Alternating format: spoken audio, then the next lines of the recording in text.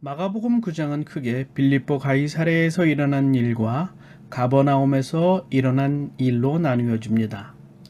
그래서 오늘은 상반부에 위치한 빌립보 가이사랴에서 일어난 일을 중심으로 말씀을 묵상하고자 합니다. 마가복음 9장의 상반부에는 변화산에서의 이야기와 귀신 들린 아이를 고치는 이야기로 나누어질 수 있습니다. 이 두 이야기는 비록 다른 내용을 전하고 있지만 대단히 비슷한 주제를 다루고 있습니다. 이 두 본문에서 주님은 놀라운 일을 행하시는 분이신 반면에 제자들은 주님의 말씀도 이해하지 못하고 자신이 무슨 말을 하는지도 모르고 또한 자신이 해야 할 일도 제대로 하지 못하는 참 무능한 사람들로 묘사되고 있습니다.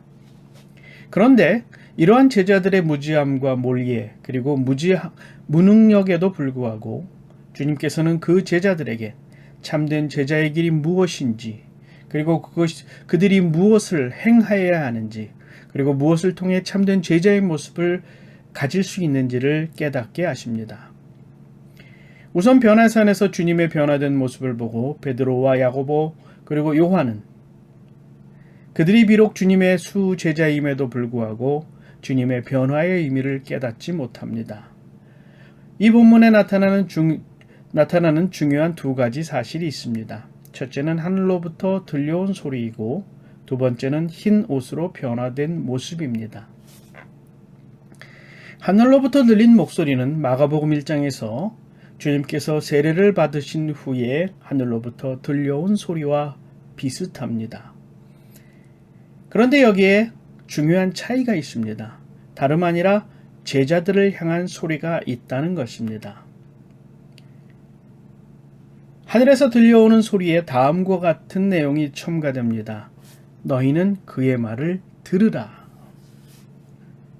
비록 제자들은 주님의 뜻도 그리고 주님의 말씀도 이해하지 못한 참 한심한 제자들이었지만 하나님께서는 그들을 향해서 명령을 하십니다.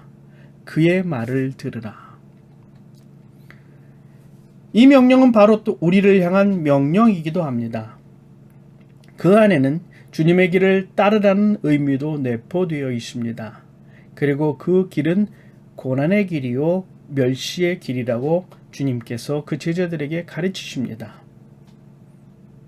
그들이 생각하기에 그들이 나아가는 에루살렘으로의 길은 영광과 높임을 받을 수 있는 길이라고 생각했는데 주님께서는 그 길은 십자가의 길이요 고난의 길이요 멸시의 길이라고 하니 그 말씀을 이해할 수 없었던 것입니다.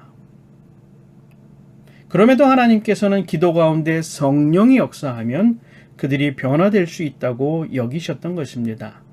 그래서 주님께서 그들을 향해 그의 말을 들으라 명령하셨던 것입니다. 두 번째로 주님께서는 흰 옷을 입은 영광스러운 모습으로 변화되었습니다.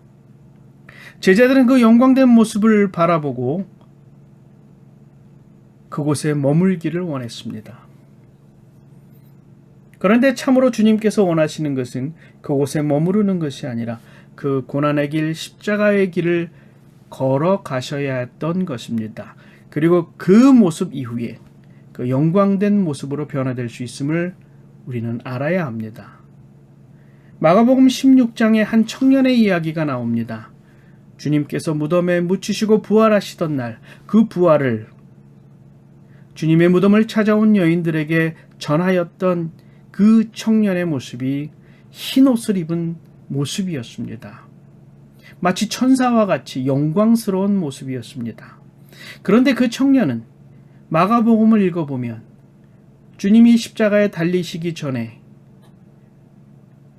제사장의 집으로 끌려갔을 때에 그곳에서 도망하였던 한 청년의 모습으로 묘사되고 있습니다. 그것을 통해 주님께서 말씀하시고자 했던 것은 고난과 십자가의 길을 주님과 함께하고 목숨까지 다 내놓았을 때에 하나님께서 그를 그 마지막 날에 다시 살리시어서 주님의 영광스러운 부활 가운데 함께 할 수 있도록 하신다는 것입니다. 즉, 영광스러운 모습으로 변화되었다는 것은 단지 겉모양으로 드러나는 그 영광스러운 모습이 아니라 그 안에는 십자가의 길, 고난의 길이 함께 내포되었음을 의미하는 것입니다. 그러나 제자들은 그 뜻을 이해하지 못하였고 그저 그곳에 머물기를 원하였던 것입니다. 그러나 주님께서 원하시는 것은 그의 말을 듣고 그의 길을 함께하는 것입니다. 고난의 길, 십자가의 길을 함께하기를 하나님께서 원하셨던 것입니다. 그래서 하나님께서 그 제자들에게 말씀하신 겁니다. 그의 말을 들으라. 두 번째 이야기는 귀신 들린 아이를 고치신 주님의 모습입니다. 이곳에서도 제자들은 역시 무능한 모습으로 묘사됩니다. 아이를 고치지 못해요. 귀신을 내어 쫓지 못합니다. 주님은 제자들을 향해 말합니다. 믿음이 없는 세대여. 제자들은 묻습니다. 왜 우리들은 귀신을 내어 쫓지 못하였느냐? 그러자 주님께서 말씀하십니다. 기도하지 않았기 때문입니다.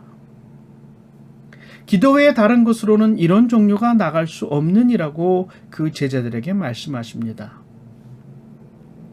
이 본문들은 비록 다른 내용을 전하고 있지만 그 중심에는 하나님께서 원하시고 주님께서 바라시는 제자들의 모습이 어떠한 것인지, 그리고 어떻게 그 모습을 이룰 수 있는지에 대해서 설명하고 있습니다. 그것은 다름 아니라 기도함으로 하나님의 뜻도 이해하고 주님께서 바라시는 능력도 얻을 수 있다는 것입니다.